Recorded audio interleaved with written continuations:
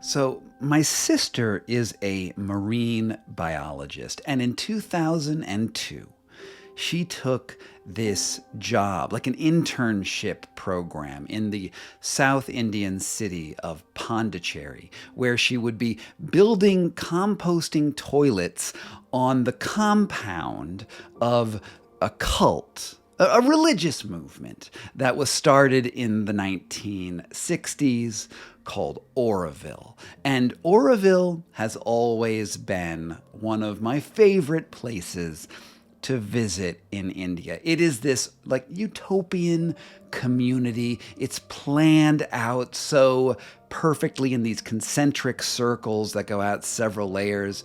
And in the center of all those circles is an enormous golden globe where you meditate inside of. Actually, they don't call it meditation, they call it concentration. And you concentrate inside this meditation globe with other people in that religious movement and try to find some element of transcendence. And the history of Pondicherry and Oroville, it goes back to the freedom struggle in India. But what I always found so fascinating was that it was this international community of people from France and Germany and the United States and India, all sort of living together and really making a go of it. I think I was around 24 years old when I was there. And eventually, after staying about a month, sort of shadowing my sister, I bought a Royal Enfield motorcycle, a 350cc Royal Enfield Bullet, which is like the coolest motorcycle in the world, in my opinion. It is like they're terribly maintained, they fall apart, but they just sound so cool. And I was about to go on an adventure. I took that motorcycle across India, across the Aravalli Mountains, and then north, heading up to Mumbai. But before I got to Mumbai, I took a stopover in this town called Pune. I was alone, my sister wasn't with me. And the reason I wanted to go to Pune is because there was this other religious group there by a very well-known, some people would call him a cult leader. Some people would call him a guru, a spiritual path breaker. His name is Osho, also Rajneesh or Bhagwan. Bhagwan means God in Sanskrit. And Osho is known for being sort of one of those ostentatious gurus, sort of above and beyond. He's your prototypical guru. And to get into his ashram, to walk into this, Pune is a chaotic sort of Indian megalopolis. It's not a town. It's huge. And to get in, and you can see the trees from the walls. There's walls that go around the compound. You can see the trees inside. You can just see that it's lush and verdant inside. And when you go by it, you realize you just want to go in. But to get in the front door of the Osho ashram, you need to take a blood test. Yeah, that's right. You have to take a blood test, and you need to show a passport that you're from a foreign country.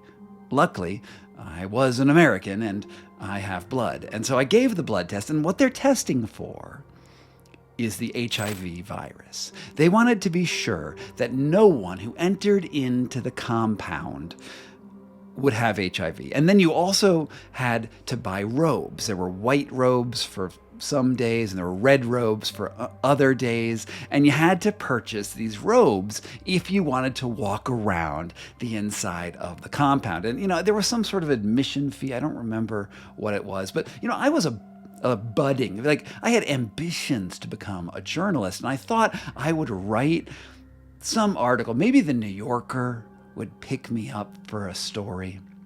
That's every journalist's dream, to write for the New Yorker. And I was like, I'm going to write a New Yorker piece about this Osho movement because it's so strange.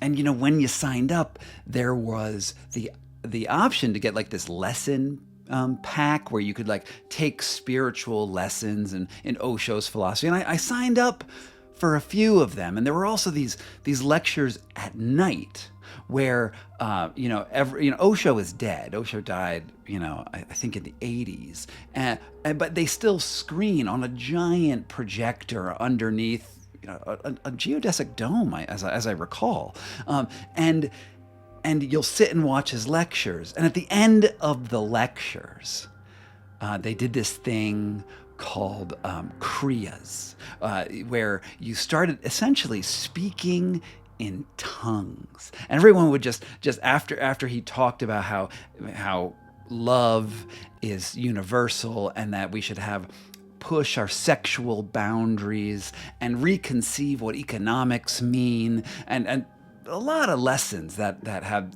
they're sort of Hindu spiritual bent to them, but twisted for the Western audience. Well, after all of that, everyone starts breaking out and speaking in tongues, waving their arms about, and I was looking at this crowd of foreigners in robes. Some of them are in like skimpy robes, and I start laughing too. I just start cackling that I'm in this group of people and everyone's wigging out, and all of a sudden I'm wigging out too. And after that, I was like, I don't know if I can really stay here all that much longer. I don't know if this is really my scene. And I'd heard from one of the practitioners, there's someone and I think they were in a big red robe. Maybe I want to remember that she was like a beautiful Indian woman. But she told me that you have to go there that Thursday, because that Thursday there was going to be this sexual union that everyone was going to participate in. And my 24-year-old self was like, oh my God, they're talking about having an orgy. And I didn't know what to think about that. Just 10 feet away from here, there was this room full of Mercedes Benzes and Bentleys that Osho used to collect. And then there was going to be an orgy. And the whole thing, it just was a little off-putting. And I really thought, well, maybe I should stick around just to see what would happen. But in the end, I my 24-year-old self maybe wasn't ready to go to the cultic orgy. And I got back on my motorcycle and I headed north, and went through Bombay, and I headed north, and I got stuck in the middle of the riots that were going through Gujarat at the time. But that's another story.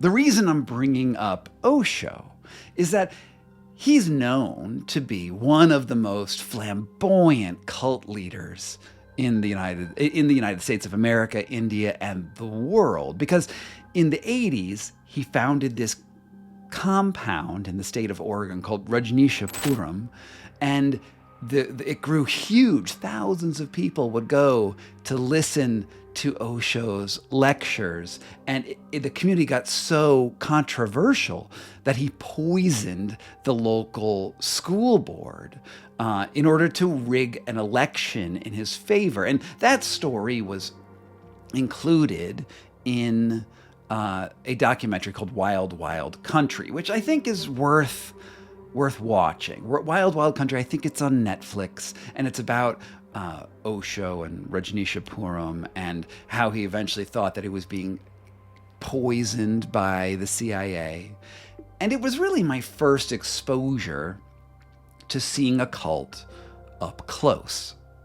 And I was thinking about this yesterday because, well, earlier this week, a new Netflix series came out called How to Become a Cult Leader, which I thought was a really good idea for a TV show. What are the components that make a religious movement take off, to really just explode into the world? And they had some really interesting insights into cultishness. But I will point out that in both this documentary series, which is narrated by Peter Dinklage, and also in Wild Wild Country, what is often missing is a real description of, I mean, you can't really put it any other way. The benefits of being in a cult. Like when I was sitting in Osho's compound in 2002, the thing about his speeches were that they were captivating. They felt original. They felt new. They felt revolutionary. And even me, just sort of a passerby on a motorcycle, a tourist, a spiritual tourist, even I felt the pull into that. And oftentimes when we look at these organizations that we call cults, we think about them and we think about the followers as lost souls who are broken and who are almost foolish. But the thing about cult leaders, well, is that they are often captivating. And also, at least in the beginning, well, they're quite beneficial. They actually give something back to the person who is engaged with them. And it's really, really difficult to truly untangle where the good stuff ends and the bad stuff begins. So my thought for this particular episode is to give you my own recipe for what it actually takes to start a cult. And, definitely also check out, Peter Dinklage's amazing performance. But I do think that maybe in the way it was packaged, maybe they missed, just a few things here and there.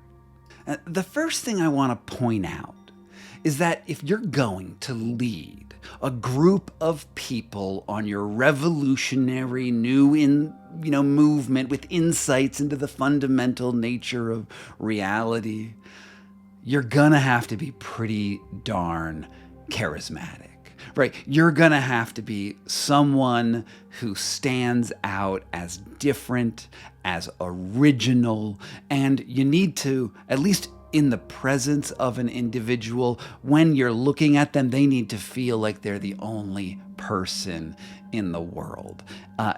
Cult leaders have to be talented. They have to be great orators to some degree. And I think that something that goes along with that is tendencies for narcissism, tendencies to think that you are special, to see you as the main character in the play of the universe in a way that is more than the average person's perspective, which, we all sort of think about the world to some degree from that perspective. But at the end of the day, you have to really see yourself as better than everyone else.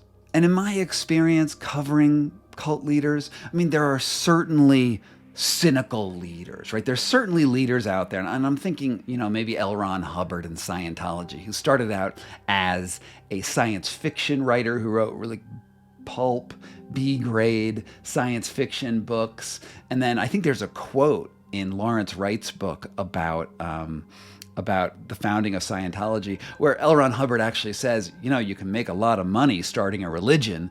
And then he started a religion that reads like a sci-fi book. He's sort of like on the cynical side of this, where he really, it seems like he was in it for the money. But on the other side, I think that most of these leaders really, really believe in the message that they have. They really have some sort of insight that is, at the very least, convincing to other people, but usually they believe it too. At least in the beginning, there is this sincere feeling of belief that people can also feel themselves, that people want to grab onto themselves. And the theory that they posit has to be a worldview that explains absolutely everything in that realm in which they're covering. So, there are certainly like religious cults out there, but there's also cults that focus around the wellness movement and financial cults and various cults of personality. But, the cult defines a range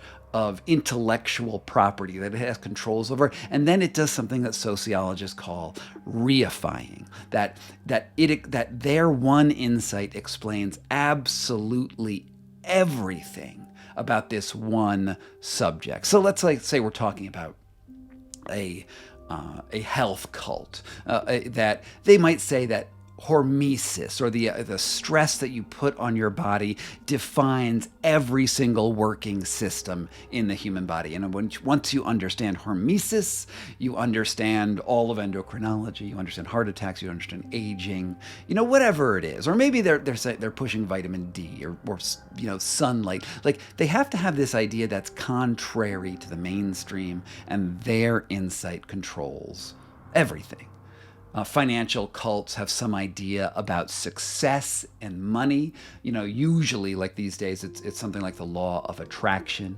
If you manifest the idea of money, you will get more money. It's the power of positive thinking. That's big. Or maybe it's that, the blockchain will fix everything, and all of a sudden you're putting all of your money into Sam Bankman-Fried's, Ponzi scheme.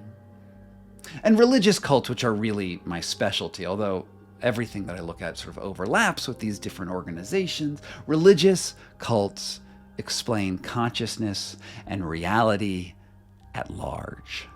They have one fundamental insight that no matter how you try to attack it from the outside, the logic of their philosophy makes it impervious to external scrutiny. Now, if you've been here for a little while, you know that I've written this book called The Enlightenment Trap. And in it, I looked at a Buddhist group, this white lama from Arizona. His name was Michael Roach. He goes to India and discovers that he's enlightened, and comes back and starts teaching Tibetan Buddhism. It's a great yarn. But I wanted to read you a passage of it to explain to you exactly how a concept is reified, how it becomes this one concept that is the master concept, one concept to rule them all.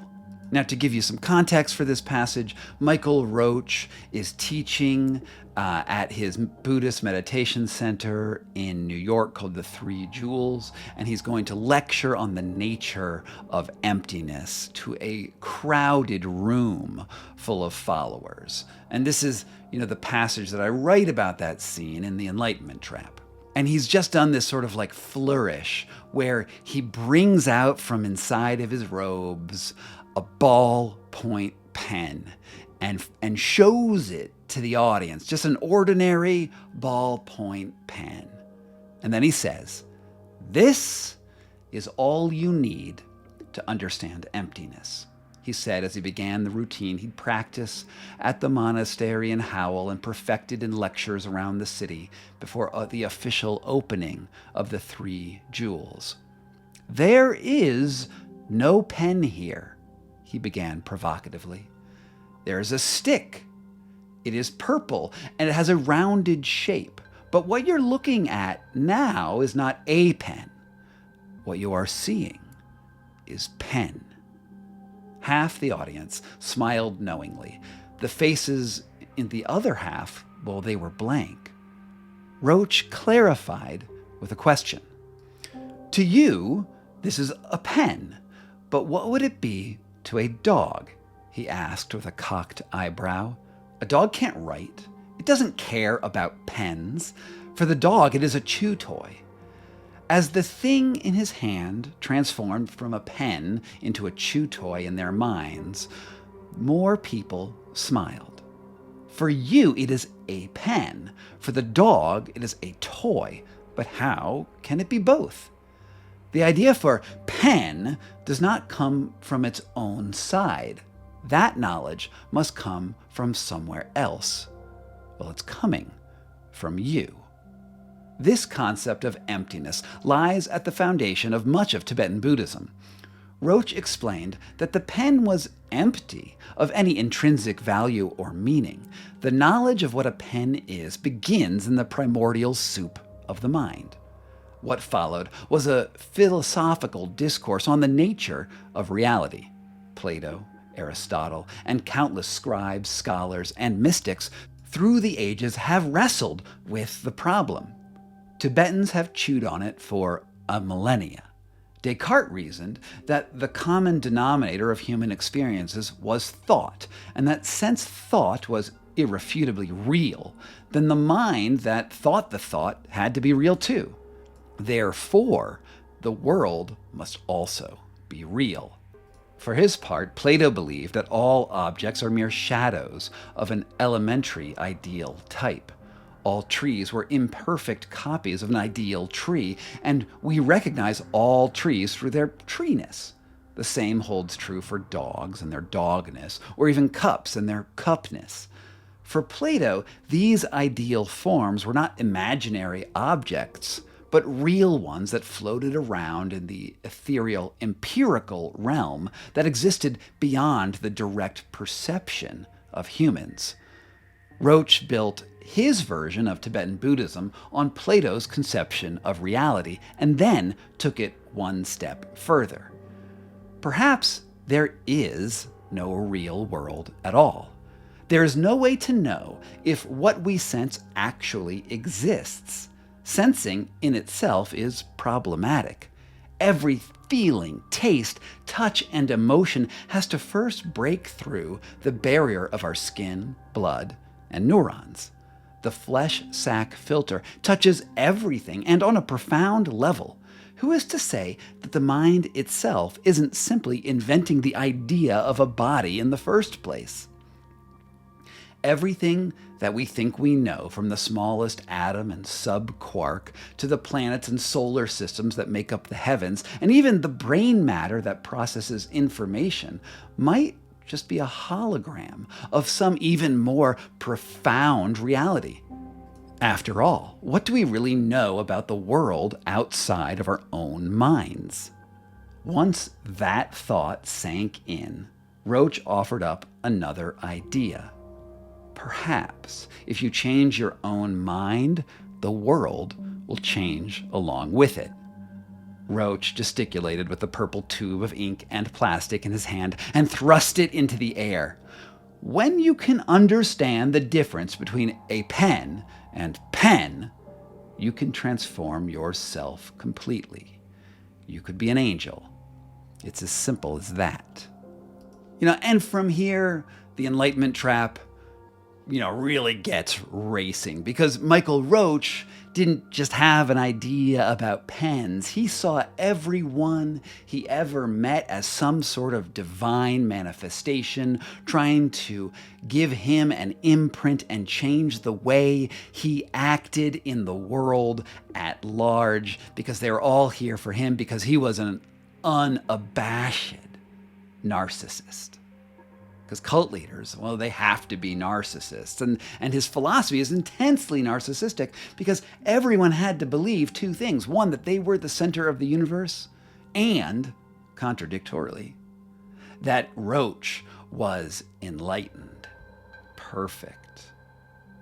Once you have a hermetically sealed philosophy like that, your group can sort of get off to the races, because once people really believe what you're saying and they can see the world through your eyes, the only thing you have to do next, it's collect followers.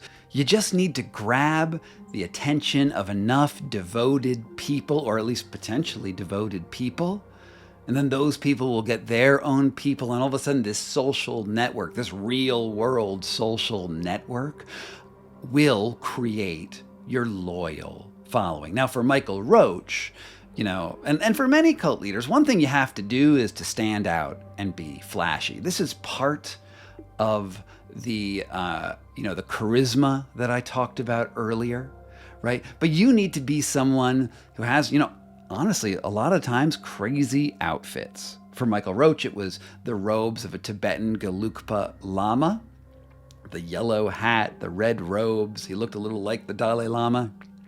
If you saw him on the street in New York, your heads would turn. For other people, Osho, he had his white robes and his red robes.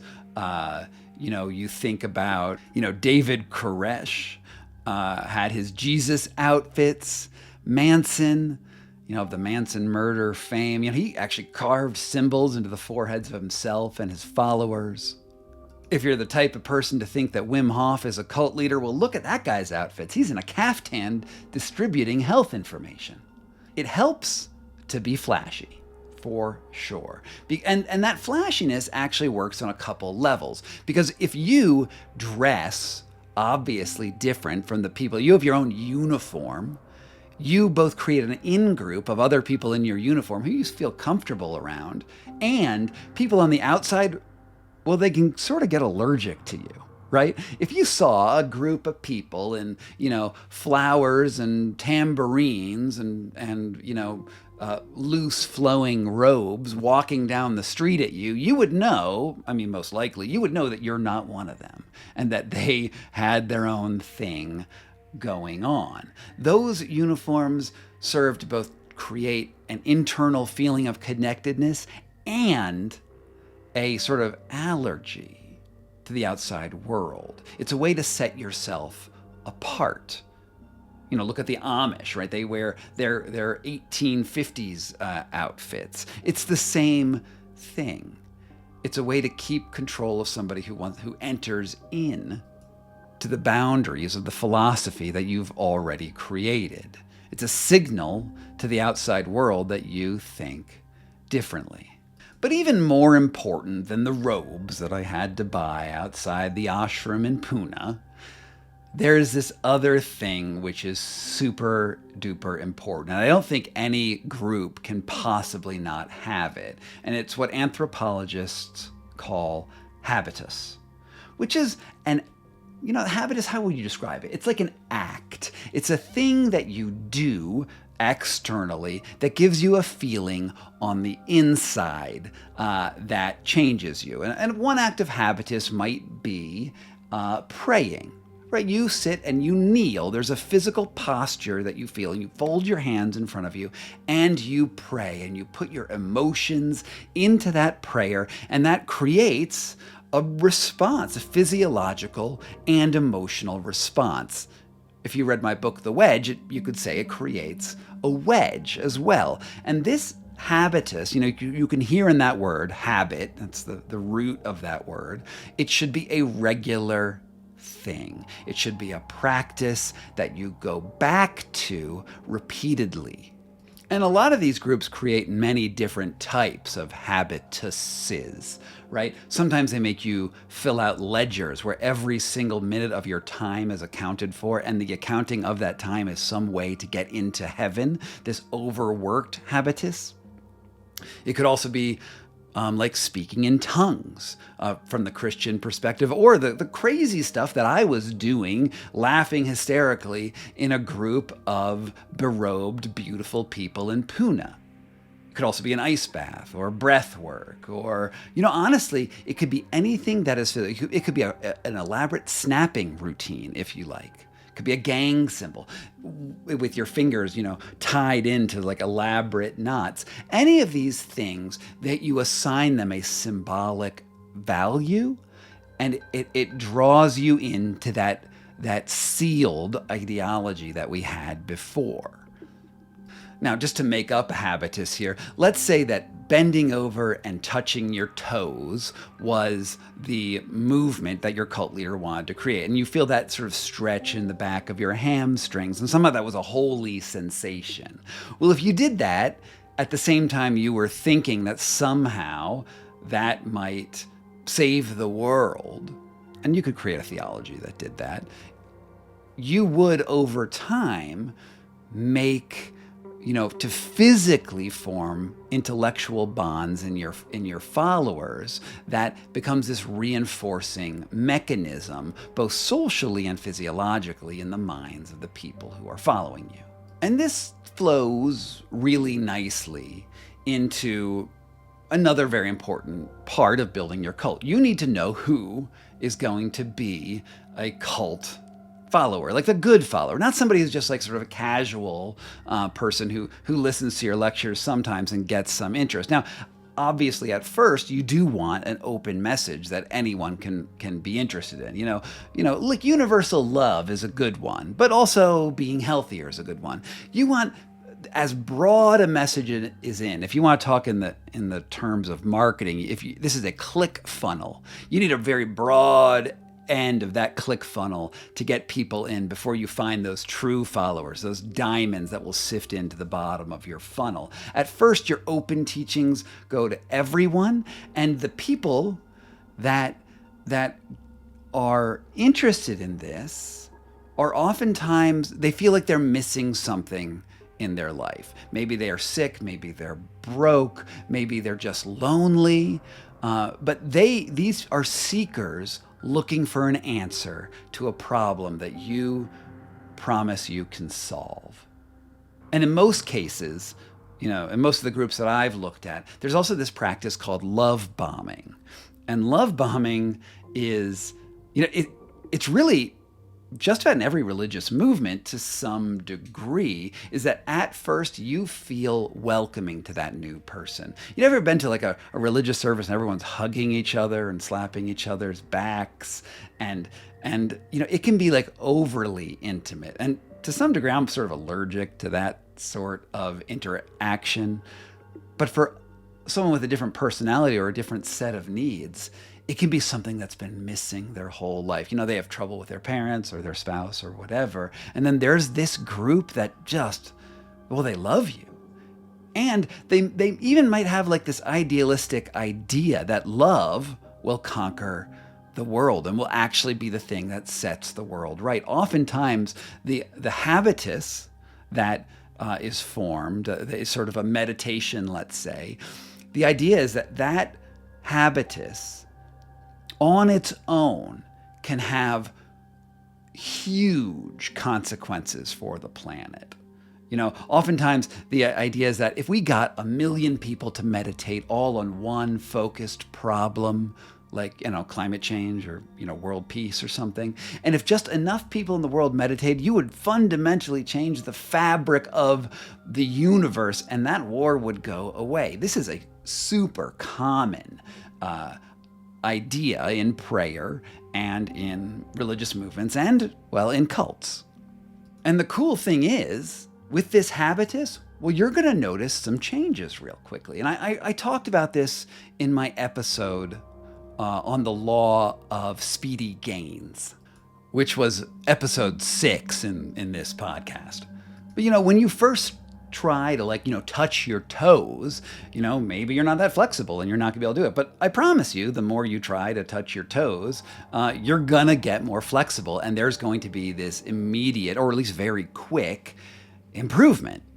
And soon you'll be able to touch your toes. This is the law of speedy gains. You try something new, you try a meditation practice, a sauna, an ice bath, whatever, breath work, you're gonna notice changes quick.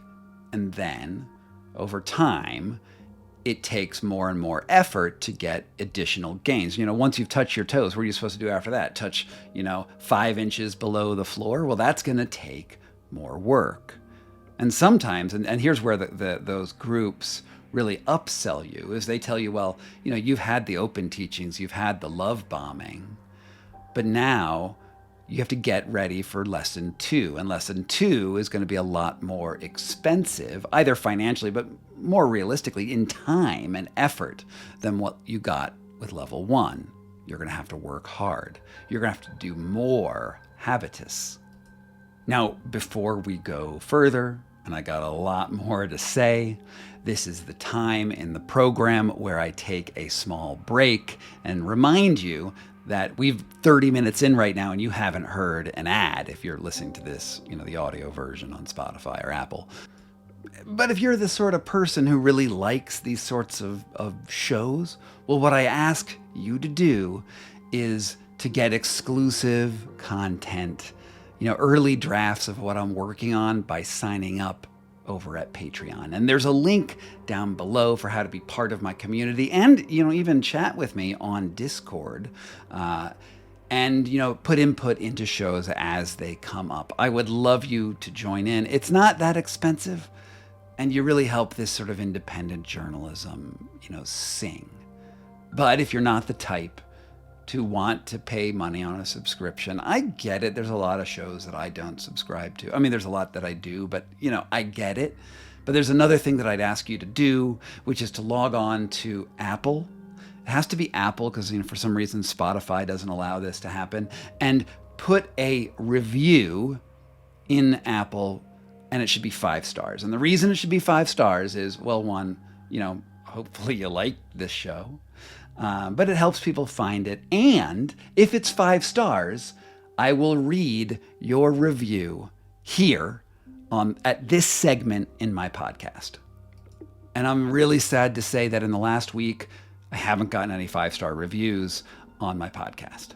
So I could leave this blank, or I could read a 5-star review that just came in on my book, The Enlightenment Trap, just a few days ago.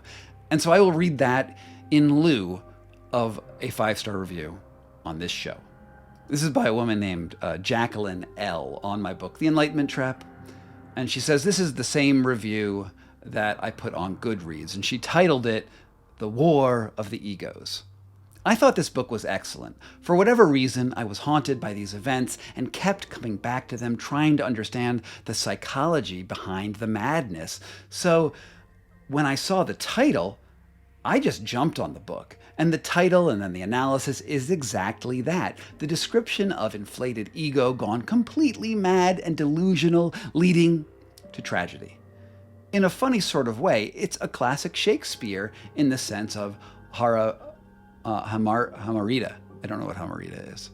Power corrupts, and absolute power corrupts absolutely. And no one warned that the emperor isn't wearing any clothes, as though the onlookers, media, and participants colluded in this delusional train as it became finally uncontrollable and derailed. It really makes you tremble with the hindsight knowledge that sooner or later a tragedy is going to unfold. And Scott Carney has rooted out, as far as it is possible, the ways and wherefores, and you just can't put the book down. For me, it is investigative journalism at its best, because although we will never really know the absolute truth of what was going on in the minds of the protagonists, Scott Carney comes as close as it is humanly possible to showing us the descent into delusional ego madness, not to mention hell hath no fury like a woman scorned, and the terrible, terrible awareness of having to live with the consequences of the folly of ego. I am certainly going to read more of Scott Carney's writings. Personally, I feel he has proved the qualitative depth of his investigation and has made the closest we will ever come to understanding the duality of the human heart and the machinations of the human ego. The road to hell is paved with good intentions, and Scott Carney has got the message across with page-turning precision. Holy crap, that was a great review. I can't believe it. I love reading stuff like that. And if you start clicking those buttons, give me a 5-star if you're on Spotify, or go over to Apple and write something equally as awesome, I will read your thing too. And it doesn't need to be like this gushing thing. You could just do a 5-star review and talk about the best way to solve a Rubik's Cube, and I will read that too. So get to it. Without further ado, I'm going back into my show. So I was just talking about love bombing and how followers, are increasingly putting more work into, their habitus creation and, the idealism of saving the world. Well, there's this book. It's called The Guru Papers by Diana Alstead and Joel Kramer. And it's one of these books that I come back to all the time when I'm thinking about the development of alternative religious movements. And they have an entire theory into the psychology of cult leaders. And they point out that some of the most die-hard cult leaders out there, well, they come to the movement because of terrible tragedies and vulnerability in their own life. And I'm going to read a little passage, a short passage from that book to discuss People are especially vulnerable to charismatic leaders during times of crisis or major life change. Most often, those who enter into this kind of authoritarian group are having problems bringing meaning, human connection, and good feelings into their lives, all of which become instantly available upon joining. What they also gain is a sense of power, usually greater than any they had previously had. Although seemingly relinquishing their power, they actually trade what little personal power they had to piggyback on the guru's power. Occasionally, people who did have power elsewhere forsake their old lives to become disciples, largely because their previous successes were unsatisfying. Interestingly, these people usually end up in the guru's inner circle. The higher up one is in the organization, the more power and even livelihoods are hooked into the guru. This makes it very difficult not to accept, rationalize, or deny any incongruous, greedy, or corrupt behavior on the part of the guru or the organization as a whole. This is the sunk cost fallacy of these groups. Now, remember how I said you start changing your clothes and people might look at you funny and that brings you into the group? Well, once they have you, even just that little bit, you've donned the robes and maybe you've started giving some money, the more you invest into that organization, the harder it is going to be to leave, because your personality, your self-worth is all tied up into what that organization has given you. And then when your cult leader starts to, have sex with your wife, which happens frequently, or just has sex scandals, or starts taking money and spending it in crazy ways, or gets into a drug habit, or whatever other crazy thing that they might do, you find ways to explain that away. You explain how that's okay, how that teaching is something called, well, maybe it's crazy wisdom. And I did a podcast called How the Monk Who Fucked Everything, which is still one of my favorite podcasts. And check that one out if you want to see where crazy wisdom really goes off the rails. But there's this concept in Sanskrit, and there's a Christian corollary, but I know the Sanskrit better. It's called upaya. And it means to demand truth, but that you can lie for the right reasons. So all of these groups openly usually say that being truthful is a central tenet to everything. We have to have honesty if you're going to see reality. And almost all organizations demand truth.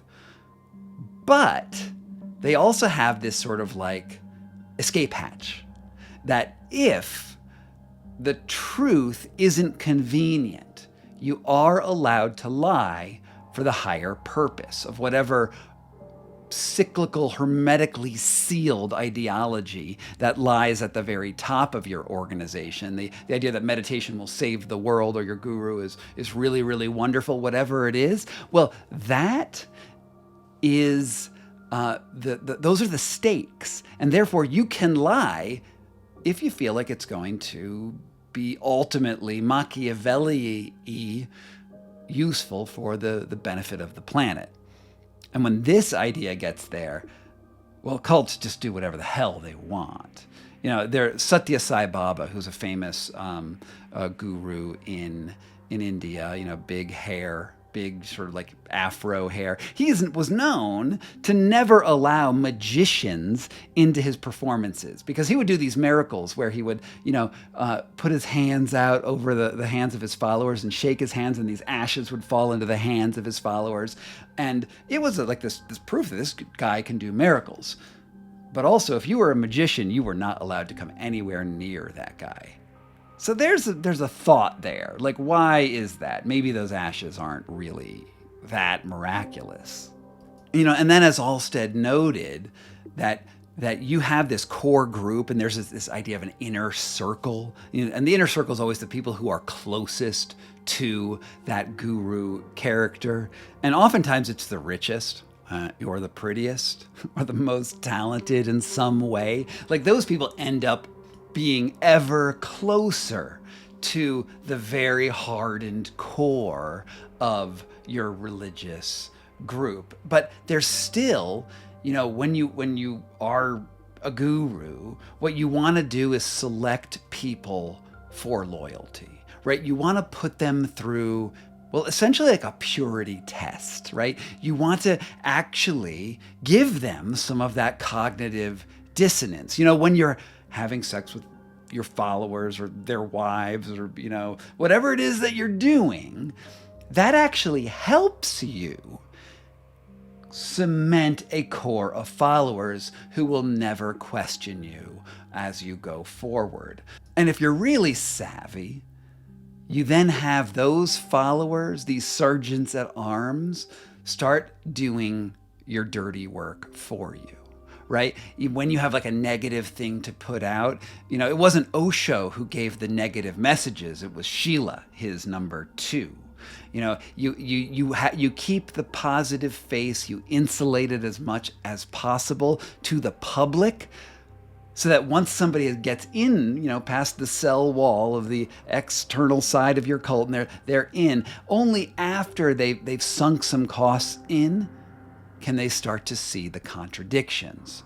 And this is the click funnel, the marketing hype that provides the psychological basis for these mass movements, where it can go all the way, and in very extreme cases, to mass suicide and even murder. And it all started just because of these sunk costs. And when I say mass suicide or murder, the Mansons, that's how it started with them. Or with, the People's Church with Jim Jones, where 700 people committed suicide because they couldn't see another way out of the cult. And of course, from there, it's not very hard to make money off of these people, little sunk costs. And what's tithing 10% of your income to the leader? What's tithing all of your income to the leader? Once they're in for a penny, you're in for a pound. The last thing I want to leave you with is a formula that I whipped up when I was writing the Enlightenment Trap originally. And I wanted to know, what's the difference between a cult and a religion? Christianity, it's been around for a long time. Buddhism, been around for a long time, whereas Mormonism is much younger. Certainly the People's Church was very, very recent. What is the difference between the cult and religion? Well, it comes down to a very simple formula. Cult plus time equals religion. All of those religious movements, it really doesn't matter which one. If they stick around long enough, you can have the strangest belief system in the world suddenly sound pretty darn normal over time. I don't really see that much difference between Buddhism, Christianity, and Scientology or Mormonism, Jainism, Sikhism. Those are newer movements. And these older movements, like all it is any sort of belief system that is reified. Heaven and hell are in a constant war, and we are the frontline soldiers, and prayer is our method of attack. That basic philosophy is bananas from some degree, and yet it forms the core of several Abrahamic religions and brings us to where we are today. It is now a religion. Whereas a cult might be like your TV is talking to you, your TV is God, and cryptocurrency is going to save the world. Well, they sound a little strange now, but they're going to sound a lot less strange if millions of people follow it for hundreds of years. So that is my podcast on how to start a cult. These is my basic ideas, and I'd love you to leave a comment down below, your thoughts, maybe what you think I should do next. Maybe maybe you have an idea for another podcast, or even better, an interview guest. I run a poll on Spotify oftentimes after these shows where I ask, do you like these monologues, or do you like interview shows, like the interview I had last week with Josiah Hesse, where we talked about his escape from an evangelical church and how he became part of the ex-evangelical movement. And it's great. There's some tongue talking in that too. Do you like those back and forths with guests, or do you prefer these monologues? Well, answer that question for me. There will be a poll down there in the description. And I'd really appreciate you just weighing in, because I want to know as I curate more content for you in the future. From Pokey Bear LLC in Denver, Colorado, this was Scott Carney Investigates.